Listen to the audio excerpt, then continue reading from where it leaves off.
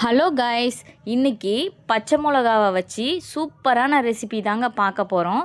வாங்க பார்க்கலாம். அதுக்கு 25 பச்சை மிளகாவை வாஷ் பண்ணி தண்ணி இல்லாமல் எடுத்து வச்சுருங்க. அதுக்கப்புறம் 10 பல்லு பூண்டு, 2 வெங்காயம், 2 தக்காளி மீடியம் சைஸில் கட் பண்ணி வச்சுக்கோங்க. கொஞ்சம் சீரகம், கொஞ்சம் புளி, இவ்வளோ தாங்க நம்ம ரெசிபிக்கு.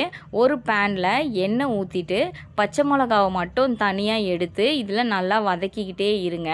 இந்த பச்சை மிளகா உடையாமல் இருக்கணும், இல்லைனா அதோட சீட்ஸ் எல்லாம் வெடிக்க ஆரம்பிச்சிடும். பச்சை மிளகாவை மட்டும் தனியாக இந்த மாதிரி வதக்கிக்கிட்டே இருந்திங்கன்னா இந்த மாதிரி வந்துடும். அதை மட்டும் தனியாக எடுத்து வச்சுக்கோங்க.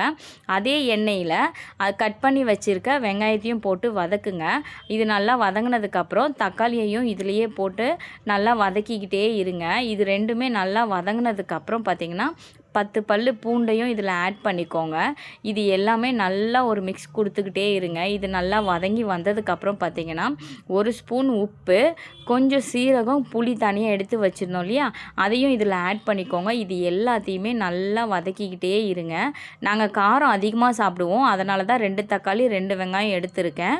உங்கள் விருப்பம், காரம் கம்மியாக வேணும்னு நீங்கள் நினச்சிங்கன்னா இன்னும் ஒரு தக்காளி, இன்னும் ஒரு வெங்காயம் கூட ஆட் பண்ணிக்கோங்க. இதே மாதிரி நல்லா வதக்கிக்கிட்டே இருங்க. தண்ணி எதுவுமே மிக்ஸ் பண்ண வேணாங்க. இந்த மாதிரி நல்லா கைப்படாமல் அரைச்சி வச்சுக்கிட்டிங்கன்னா 3 டேஸ்க்கு கூட இதோட டேஸ்ட் அப்படியே இருக்கும், கெட்டு போகாது, நல்லா இருக்குங்க. அதுக்கப்புறம் போதும், ஆற வச்சுட்டு நம்ம தனியாக எடுத்து வச்ச பச்சை மிளகாவை இது போல் கொரப்பாக அரைச்சிருங்க. அதுக்கப்புறம் அதுலேயே தக்காளி வெங்காயத்தை ஆற வச்சுருந்தோம் இல்லையா, அதையும் ஆட் பண்ணி இந்த மாதிரி நல்லா அரைச்சி வச்சுக்கோங்க. அவ்வளோதாங்க. ஒரு பேனில் கொஞ்சம் எண்ணெய் ஊற்றி கடுகு போட்டு அரைச்சி வச்சுருக்க அந்த பேஸ்ட்டையும் இதில் ஆட் பண்ணி நல்லா மிக்ஸ் கொடுத்துக்கிட்டே இருங்க. இதோட டேஸ்ட்டு சூப்பராக இருக்கும். இது இட்லிக்கு, தோசைக்கு, வெறும் ஒயிட் ரைஸில் கூட நீங்கள் நெய் ஊற்றி மிக்ஸ் பண்ணி சாப்பிட்டிங்கன்னா சூப்பராக இருக்கும். இன்னைக்கு பார்த்தீங்கன்னா ஒயிட் ரைஸு, சாம்பார், வெண்டைக்காய் பொரியல், பச்சை மிளகா பச்சடி தாங்க. உங்கள் வீட்டில் இன்றைக்கி என்ன ரெசிபின்னு சொல்லிவிட்டு எனக்கு கமெண்ட் பாக்ஸில் கமெண்ட் பண்ணுங்கள். இந்த பச்சை மிளகா பச்சடியை ட்ரை பண்ணிவிட்டு எப்படி இருந்ததுன்னு சொல்லிவிட்டு அதையும் சொல்லுங்கள். பாய்.